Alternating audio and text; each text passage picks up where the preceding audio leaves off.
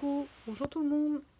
Je viens faire un petit tuto de Kiss. Ça faisait un petit moment que je n'en avais pas fait. Et en fait, je me suis laissée inspirer par ce die, donc qui vient de chez Action. Il n'est pas très vieux, donc je pense qu'en cherchant bien, on peut encore le trouver. Mais il y en a plusieurs du même style. J'ai également les carrés que j'utiliserai une autre fois. Là, je suis partie sur les ronds parce que j'ai acheté un petit mini album de coloriage. Alors ils sont tout petits, ils font 10 cm sur 10 cm. Les images sont de taille idéale pour des kisses, un peu grandes pour des ATC. C'est dommage je trouve, parce que je les avais achetés d'abord pour ça. Donc du coup, je vais me faire une série de kisses sur la petite sirène.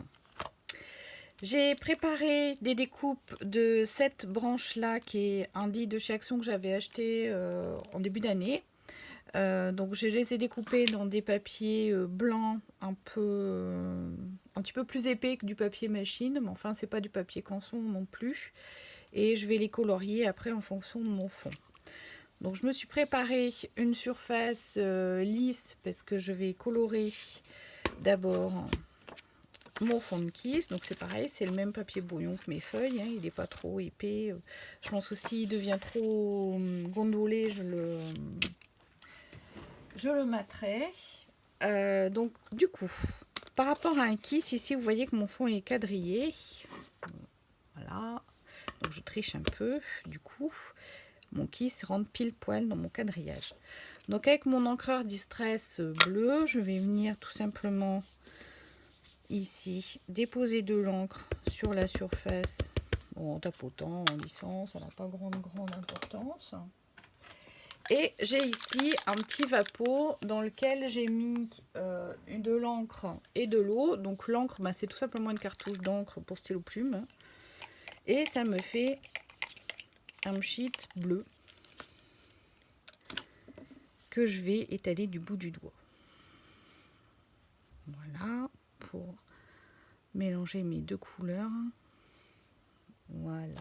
Alors normalement, en théorie, j'ai un chiffon. Voilà.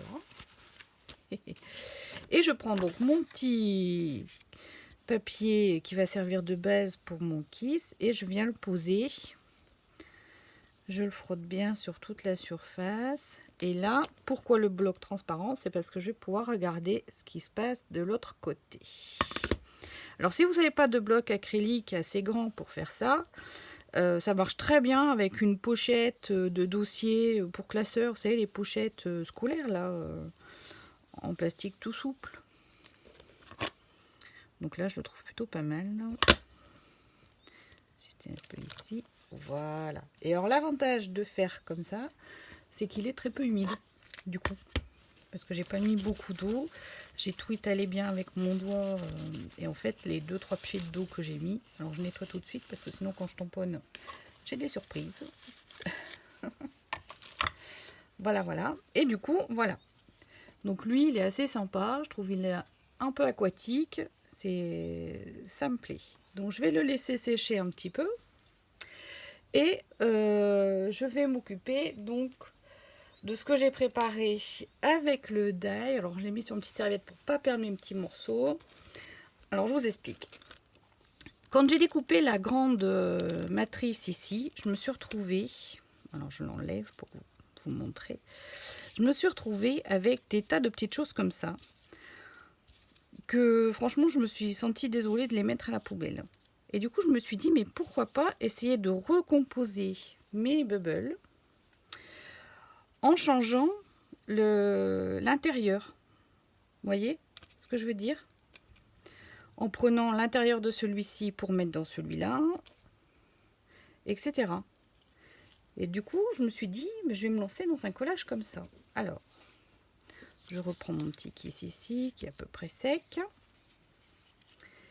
Et donc, du coup, ce que je vais faire, c'est que je vais positionner celui-ci. Alors là, elle est mal découpée, mais bon, je la laisse. Hein.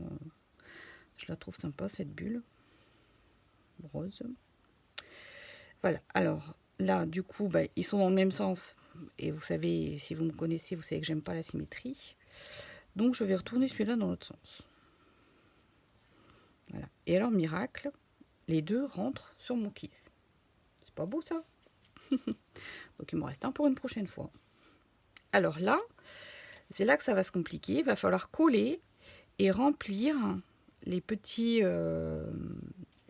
surfaces qui ont été évidées avec les morceaux des autres. Alors j'en fais un ici.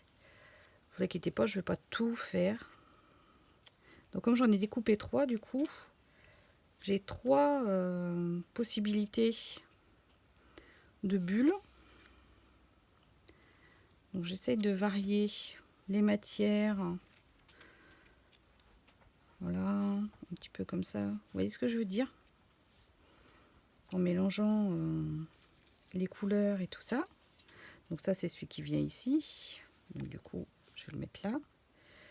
Et du coup, à la fin, vous aurez vraiment un fond façon mix média. Je vous montrerai, j'en ai un qui sèche. Je vous montrerai après pour le truc final. Parce que là, si je commence à coller, ça va durer 1 heure. Et vous allez me lâcher en cours de route la vidéo.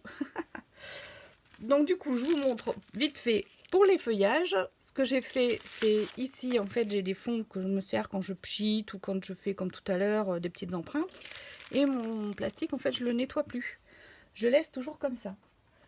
Et j'ai ici, donc pareil, un petit pchit. Dedans, c'est de l'encre jaune. Alors, celles qui vont souvent chez Action, vous connaissez ces petites encres liquides qui étaient vendues l'été dernier. Donc, j'en ai mis juste quelques gouttes pour faire jaune. Et ce que je fais, c'est que je réhumidifie mes encres et je viens déposer. Alors quand on fait ça, on en a plein les doigts. Et je viens déposer, vous voyez ce que ça fait? Ça récupère les encres, ça les remélange. Et ça me donne vraiment des mélanges de couleurs complètement aléatoires. Je peux jamais savoir, mais c'est ce que j'aime. Je peux jamais savoir avant ce que je vais avoir comme résultat. Alors par contre ça sèche très vite parce qu'il fait assez chaud.